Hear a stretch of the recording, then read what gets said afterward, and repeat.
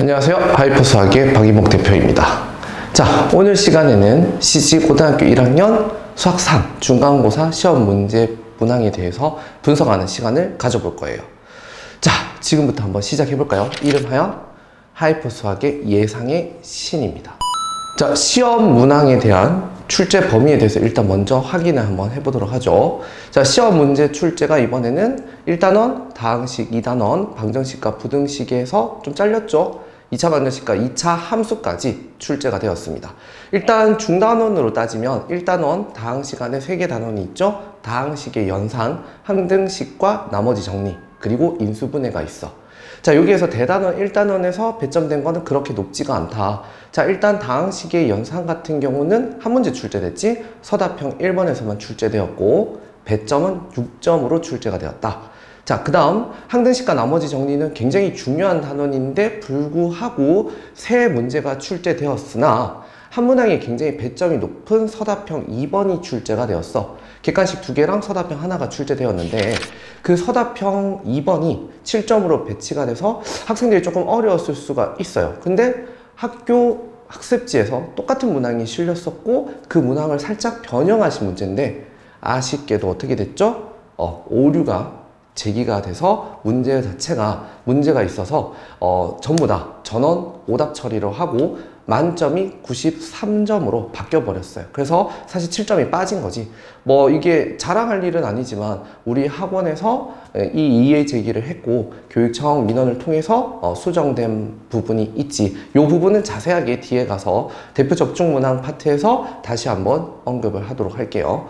자, 어쨌거나 2단원인 항등식과 나머지 정리해서 생각보다는 문항수는 적게 출제되었지만 배점은 높았어요. 물론 아쉽게 7점이 없어지긴 했지. 자, 그 다음 인수분해는 문제가 객관식 2문제밖에 출제가 안 됐어. 그래서 어쨌거나 대단원에서 출제된 전체 배점은 29.3점이었는데 7점이 빠졌으니까 22.3점으로 배점이 되었다. 자, 그러면 이제 대단원 2를 살펴볼까요? 자, 대단원 2는 복소수, 그리고 2차 방정식, 2차 방정식과 2차 함수 이렇게 중단원 3개가 출제되었고 굉장히 중요한 단원이지. 근데 학생들이 이제 어려워하는 단원은 당연히 어디겠어요? 2차 방정식과 2차 함수 파트가 학생들이 가장 어려워하는 부분이고 집중적으로 유형을 다뤄야 되는 부분이죠. 아무래도 여러분들이 푸는 문제집이나 여러분들이 학교에서 제공받은 학습지에서도 여기 관련된 분량이 가장 많았을 것이야. 알겠지? 자, 그래서 복소수는 일단 살펴보면은 객관식 2문항에 서답형 한 문제가 출제돼서 배점은 15.3점이 출제되었고 2차 방정식은 객관식 총 3개 배점이 12.6점으로 출제가 되었다. 자, 그 다음 2차 방정식과 2차 함수는 너무너무 많이 나왔어요. 객관식 6번, 8번, 12, 13, 14, 15번, 서답형 3번, 5번 해서 배점이 무려 42.8점으로 출제가 되었다.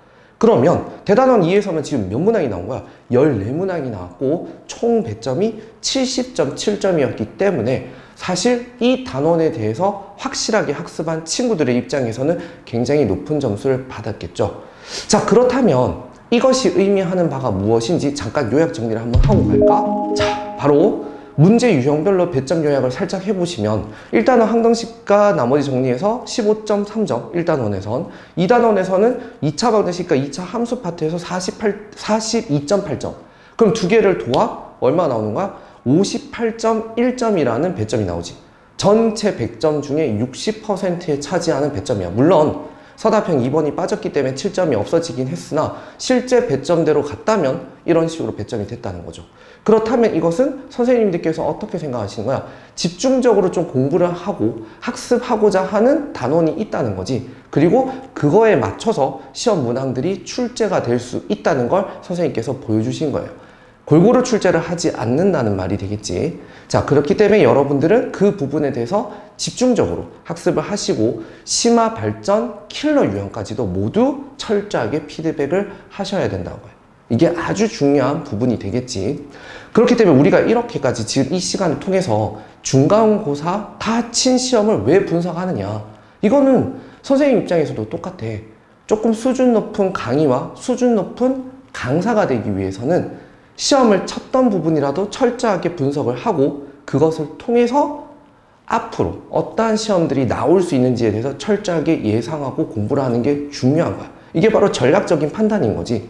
학생들도 마찬가지예요. 조금 더 수준 높은 점수를 받고 여러분들이 조금 더 성적을 향상시키려면 한 번 쳤던 시험이겠지만 여러분들이 틀린 문항에 대해서 철저하게 분석을 해서 내가 학습을 제대로 하지 않은 단원이 어디신지, 선생님께서 강조했는 부분인데도 불구하고 학습지에서도 출제가 되었는데도 불구하고 공부를 하지 못해서 틀렸던 문항이 있었다면 앞으로 있을 기말고사에서 절대로 그런 실수가 없게끔 학습을 하셔야 된다는 거죠.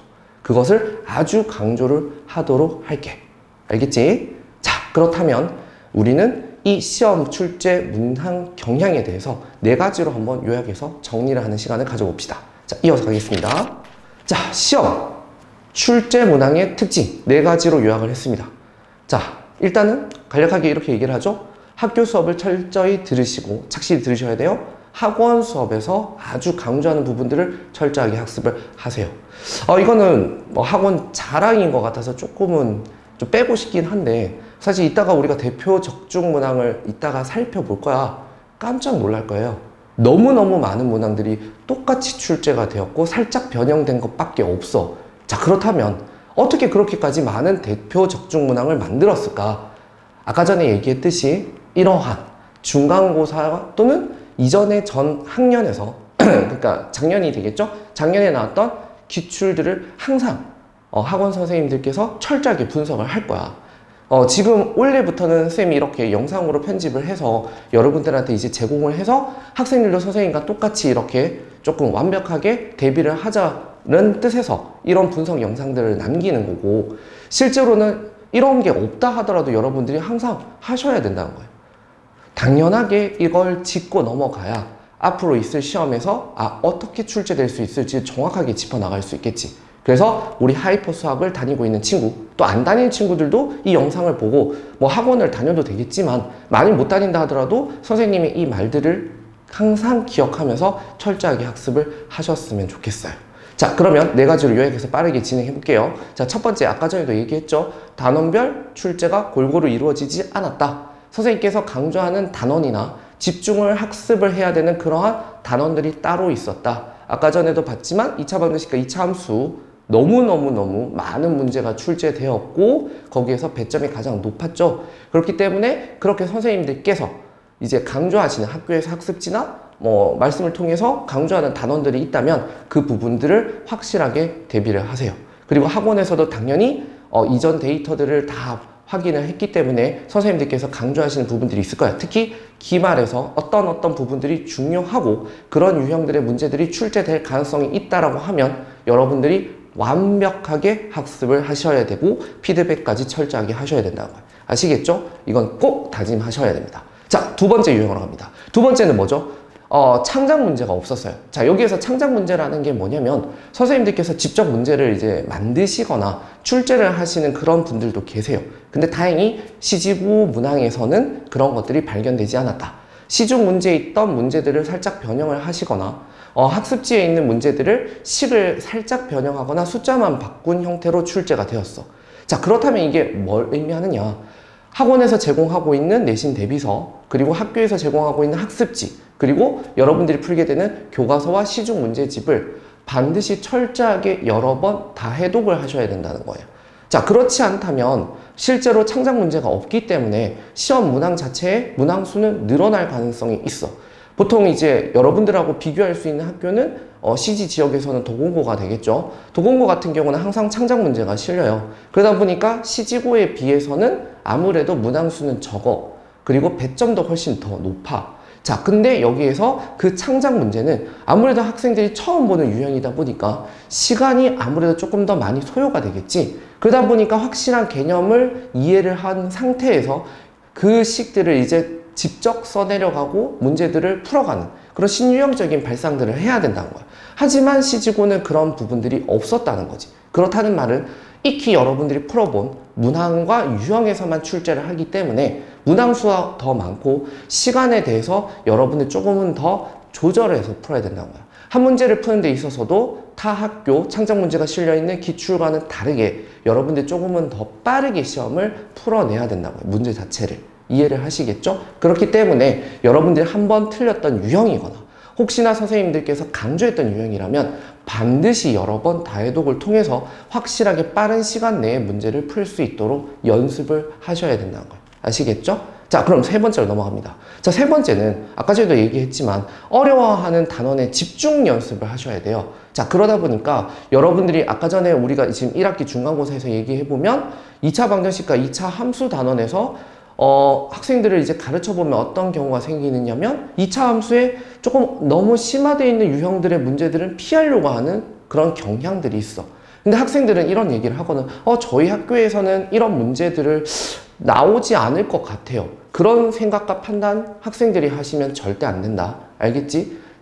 선생님이 이런 식으로 지금 철저하게 분석을 하잖아. 그렇기 때문에 선생님의 말을 항상 유념하시면서 집중해서 들으시고 집중해야 되는 단원에 대해서는 킬러 유형까지 모두 완벽하게 끝내셔야 돼요. 이게 어렵고 쉽고를 떠나서 그 자체가 시험에 나오고 안 나오고를 결정하기 때문에 시험에 나온다고 하면 당연히 모든 걸 학습을 해야지. 이해할 수 있겠지? 자, 그래서 그런 것들을 완벽하게 학습을 해서 아무래도 여러분들이 고등학교 1학년이니까 중학교를 졸업한 지 얼마 안 된 친구들이라서 아직까지 시험에 대해서 익히 연습이 안 돼 있을 거야. 그러다 보니 시간 배분도 어려웠을 거고 힘들어 했을 거거든. 이제 한번 첫 번째 경험을 했으니까 기말고사 때는 다시 한다는 개념으로, 다시 한다는 생각으로 여러분들이 쌤 말을 꼭 믿어주시고 진행을 해주시면 될 것 같아요. 아시겠죠? 자, 그럼 이제 네 번째로 가서 이건 좀 강조해야 될 것 같아요. 지금 중간고사 범위가 어떻게 됐지? 2차 방정식과 2차 함수까지만 잘렸어. 이게 전년도 기출보다도 시험 범위가 좁은 상태예요. 예전 같은 경우는 여러 가지 방부등식의 고차 방정식까지도 출제가 되었었는데 이번에는 그 앞단원까지만 출제되다 보니까 어떻게 됐지? 기말고사 시험 범위가 늘어나.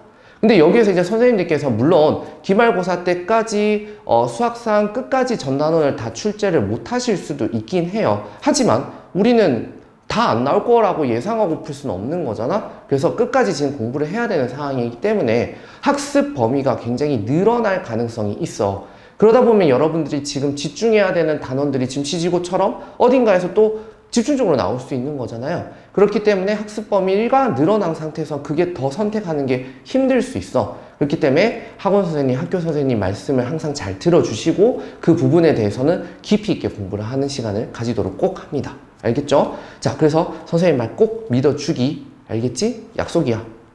자, 그러면 이제 진짜 대표 적중 문항들을 한번 살펴볼 거고 너무나 많은 대표 적중 문항이 있었기 때문에 조금 빠르게 쉬운 문항들은 조금 스킵하면서 얘기를 하도록 할게. 자, 시작합시다. 대표 적중 문항 첫 번째예요. 자, 우리 내신 대비서에서는 어디? 254번에서 출제됐고 실제 시험 문제에서는 객관식 9번에 출제가 되었네. 이거는 사실 맞췄다고 얘기하기도 좀 그래, 그지? 2차 함수에서 K값에 관계없이 X축에 접한다 하면 여러분들 판별식을 이용하고 항등식 개념으로 이제 K가 앞에 있는 개수들이 이제 0이 되게끔 이렇게 처리하는 문제죠. 그래서 똑같은 문제를 풀어봤으면 당연히 맞출 수 있는 문제. 간단한 문제니까 그냥 넘어갈게요. 자, 두 번째 대신 대비서 209번 문제와 실제 시험 문제에선 10번. 문항들을 한번 비교를 해봐. 그리고 여러분들 많이 틀린 친구들이 있으면 한번 확인하는 거죠. 자, 이 문제도 어떻게 돼요? 복소수 자체가 2분의 1 마이너스 2분의 루트 3i니까 규칙성이 어떻게 되지? 3승을 하게 되면은 마이너스 1 값이 되는 형태고 6승을 하게 되면 1이 되는 형태죠. 거듭제곱에 관련된 복소수 거듭제곱에 관련된 얘기가 된다. 물론 요게 또 한 번 출제가 될 수 있는 가능성이 있는 게 지금 고차 방정식에서 다루는 문제랑 또 연결이 될 거야. 그래서 그거에 대한 학습도 반드시 하셔야 돼. 바로 누구예요? x3승이 1이 되는 형태 또는 x3승이 마이너스 1이 되는 형태죠. 그럼 지금 이 문제는 x3승이 마이너스 1인 형태에서 또 똑같이 비슷하게 출제될 수 있기 때문에 기말고사에서 다시 한번 학습을 해야 되는 대표 적중 문항입니다. 됐죠? 넘어갑니다. 자, 깜짝 놀랐습니다. 내신 대비서 314번 실제 시험 문제 객관식 12번이네요. 문제가 너무 깜짝 놀랐어. 그치? 이거 진짜 솔직히 말해서 너무 자랑인 것 같아서 조금 그렇긴 한데 선생님들도 진짜 우리 이 내신 대비서 쓰시는 강사분들이 너무 많으신데 정말 연구를 많이 하신 것 같아. 그치? 문제를 봐도 너무 깜짝 놀랍지 않니? 그래서 이만큼 확실하게 적중을 해주고 있으니까 내신 대비서 철저하게 공부를 해주세요. 비재원생인 친구들 사실 뭐 우리 학원 다니면 제일 좋겠지만 뭐 아니면 뭐 여건상 못 다닌다 해도 친구들이 옆에서 하이퍼 수학 내신 대비서 푸는 친구들 있을 거예요. 빌려서라도 풉시다. 학원에 잠깐 들려서 얘기해 주세요. 쌤한테 개인 카톡 해도 되고. 오케이. 자, 어쨌거나 문제가 너무 똑같아. 문제 읽어보면은 원점을 지나가는 직선하고 2차 함수와의 교점과 관련된 문제가 되고 그거에 대해서 풀어나가는 형식이죠. 문제가 똑같은 유형이라서 한 번쯤 풀어본 친구들은 쉽게 풀 수 있었던 유형. 자, 그 다음 문제로 넘어갑니다. 자, 내신 대비서 164번 그리고 실제 시험 문제 13번. 자, 이것도 뭐 유명한 문제죠. 2차 함수 관련된 문제고 x축에서 만나는 두 점이라고 하면은 당연히 2차 방정식으로 해결해서 두 군으로 푸는 두 군 사이의 차와 관련된 문제가 되겠지. 그래서 뭐 내신 대비서 풀어본 친구랑 실제 시험 문제를 푸는 친구들은 뭐 동일한 문제풀이를 했을 거고 뭐 똑같이 또 적중이 된 문항이다. 뭐 간단한 문제니까 이것도 그냥 적중 문항으로만 합시다. 자, 내신 대비서 190번. 와우! 실제 시험 문제 똑같습니다. 계속 이러 자랑인 것 같아서 좀 미안한데, 그죠?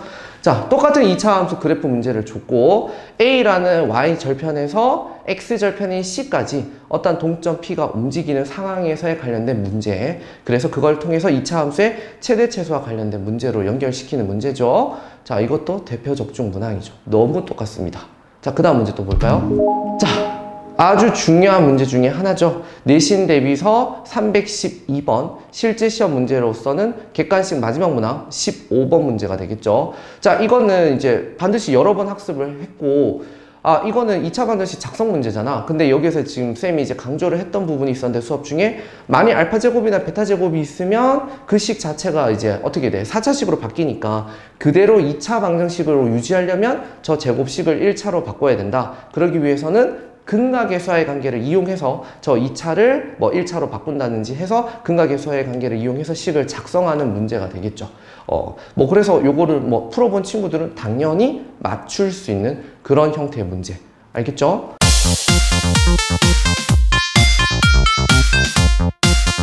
자, 대망의 서답형 2번 문제가 나왔네요. 자, 요거는 조금 강조를 얘기를 해야 될 것 같아요. 내신 대비서 119번 문제랑 실제 시험 문제 서답형 2번 문제인데, 자, 이게 바로 우리 학원에서 오류 이의 제기를 해서 정정된 문제야.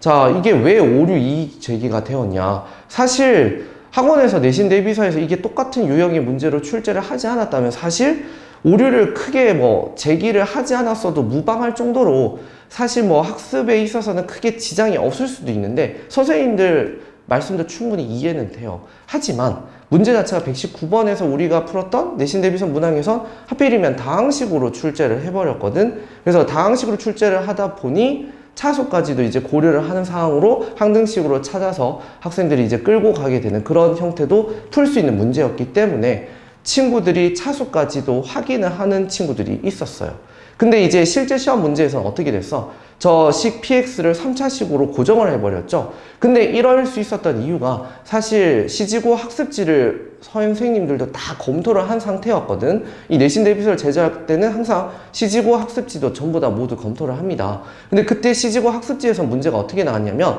나 조건에 있는 형태에서 뒤에 우변에 있는 px 더하기 2x 부분이 px 더하기 x 제곱으로 출제가 되어서 3차식이 그대로 유지가 되는 형태였단 말이야. 근데 그 x 제곱 부분을 2x 형태로 고치다 보니까 어떻게 된 거야? 아무래도 식이 3차식을 만족하지 못하는 식으로 출제가 돼버린 거지. 자, 그러다 보니까 어떻게 돼? 주어져 있는 대전제에 오류가 생겨버렸죠. 3차식을 만족하지 못하는 경우가 나와서 문제 자체가 잘못 구성된, 그래서 오류가 돼버린 문제였다. 자, 그래서 이번에 이제 시험에서 저 모든 문제들의 형태를 이제 삭제가 된 상태고 총 만점이 이제 93점으로 변경된 친구야.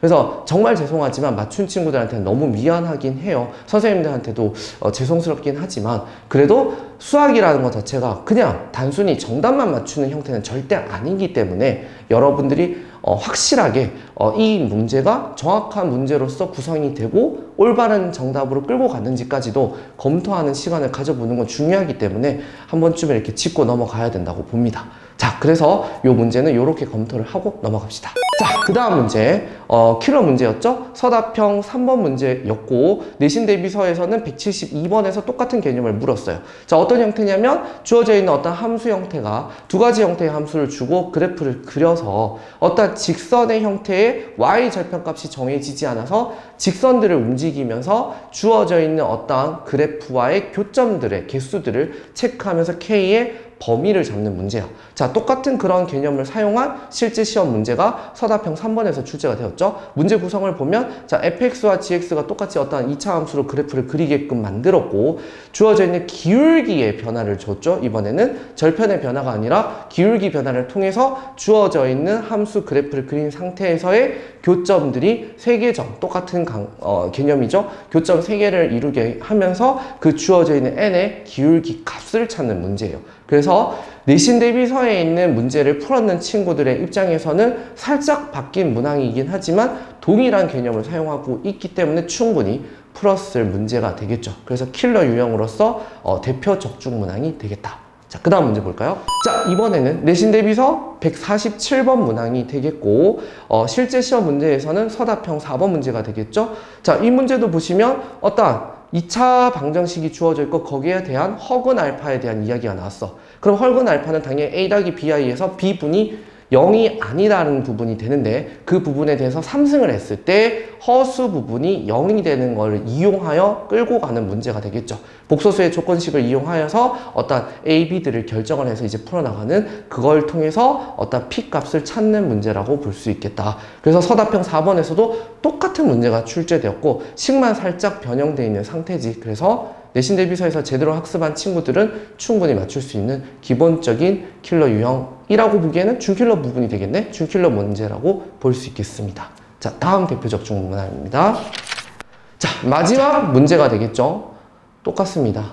계속해서 강조하고 있는데 너무 미치겠네. 자, 내신 대비서 269번이랑 실제 시험 문제 서답형 마지막 문제 5번이죠. 어떠한 k에 대한 범위가 나와 있는데 k 값이 변한다 하더라도 주어져 있는 x의 어떤 간격은 일단 2로 고정이 되어 있는 상태고 주어져 있는 어떤 2차 함수에서의 대칭축이 어떤 x는 2라는 게 이제 내신 대비서 출제 문제고요. 주어져 있는 서답형 5번에서는 이제 거기에 바꿔서 대칭축이 살짝 바뀌어 있는 형태죠. 그 상태에서 이제 우리가 어떤 제한된 범위하고 대칭축 사이의 관계들을 범위를 이용해서 풀어나가는 형태로 여러분들이 최소가 되는 상황의 그래프를 그릴 수도 있고 그 값을 이용해서 문제를 풀어가는 문제야. 대표적인 킬러 문항이고 내신 대비서 학습을 할 때 굉장히 강조했던 부분이지. 알겠지? 그래서 이 부분을 정확하게 이해를 했다면 당연히 맞췄겠죠. 그래서 학원에 지금 고득점자가 굉장히 많은 상황이야. 알겠지? 이렇게 되나 똑같이 나왔으니까. 자, 그래서 여기서 이제 강조하고 싶은 건 학원에 있는 내신 대비서를 충분히 풀었던 학생들은 거의 100점에 가까운 시험 문제가 나왔겠지. 자, 그러니까 우리는 또 이렇게 시험지를 분석하면서 기말까지도 확실하게 대비를 하셔야 된다는 거야. 알겠지? 자, 이렇게 대표 적중 문항을 봤으니까 선생님들 말 당연히 믿을 수 있겠죠? 자, 그래서 앞으로 남은 기말에서도 확실하게 대비를 합시다. 자, 그러면 총괄 요약 정리를 하도록 하겠습니다. 시지고 내신 대비 핵심은 그러면 무엇인가? 자, 총괄 요약 4가지입니다. 첫 번째, 학습지와 교과서 문항을 철저한 피드백을 받으셔야 된다는 거. 시지고의 특징이죠. 학습지가 나오고 있으니까 학습지 문항에서의 어떤 문항들이 식만 살짝 변형되거나 또는 숫자만 살짝 변형되는 형태가 나올 거예요. 물론 우리 학원의 내신 대비서에 똑같은 유형이거나 바뀌어있는 살짝 변형되어 있는 유형들까지 모두 수록되어 있기 때문에 그 부분들을 확실하게 학습을 해주시면 주어져 있는 학습지, 교과서까지 모두 2마리 토끼 다 잡을 수 있겠죠. 그래서 내신 대비서까지 다 봐주시면 완벽할 것 같아요. 자, 그 다음 2번째. 아무래도 지금 시험 문제를 분석을 해보니까 골고루 출제를 하지 않았잖아. 어떤 집중되는 단원이 있고 중요하게 생각하시는 그러한 단원들이 있었다는 거죠. 그렇다면 어떻게 해야 돼요? 빈출 유형하고 그 다음 중요 유형에 대해서는 난이도를 떠나서 확실하게 학습을 해야 된다는 겁니다. 자, 그렇다 보니까 철저한 피드백, 질문들, 첨삭을 통해서 여러분들은 심화 발전, 킬러 유형까지 모두 정리를 하시는 습관을 들여두도록 하세요. 집중 단원에 대해서는 깊이 있게 학습을 하는 겁니다. 아시겠죠? 자, 그 다음 3번째. 시간 배분이 굉장히 중요한 시험일 거예요. 이제 또 기말에서는 어떻게 되겠어?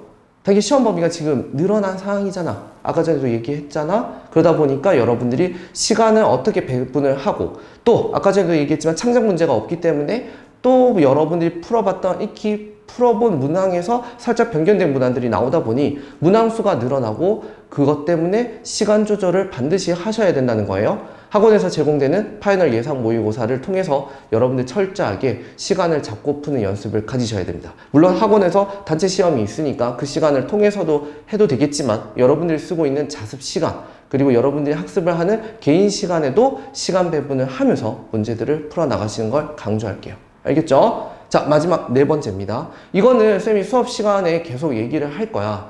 자, 앞으로 이제 남아있는 단원이 도형의 방정식이잖아? 도형의 방정식 단원에서 이제 나오다 보니 아무래도 어떻게 돼? 중학교 도형에 관련된 성질 문제가 출제될 가능성이 있어. 삼각형에 관련된 성질, 아무래도 이제 무게중심이라든지 내심, 외심 관련된 문제들을 풀어나가는 거 굉장히 중요하겠죠? 그 다음 원에 관련된 성질들이 있을 거예요. 그 원에 관련된 뭐 접선이라든지 할선, 원주각에 대한 성질들이 중학교 단원에서 분명히 학습을 했을 텐데도 아마 지금쯤 많이 잊혀진 그러한 개념들과 성질들이 있을 거야. 그 부분들을 반드시 복습을 해야 돼. 학원에서도 분명히 수업하면서 강조를 할 거고, 학교 선생님들도 학습을 다시 시켜주실 거야. 그때마다 필기를 하시고 중요한 단원과 개념, 성질들은 다시 한번 암기를 하시고 그 성질들을 여러분들 쓸 수 있도록 학습을 하는 게 중요하겠습니다. 아시겠죠? 자, 요렇게 네 가지로 시험 대비 핵심을 정리를 하는 시간을 가졌어요.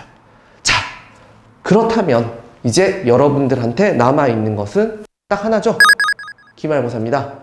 자, 이 시간을 무의미하게 쓰지 않도록 선생님이 이렇게까지 중간고사를 철저하게 분석을 해주셨으니까 우리 학원을 믿고 다시 한번 기말고사에서 우수한 성적을 거둬보도록 하겠습니다. 이제부터는 기말이에요. 화이팅!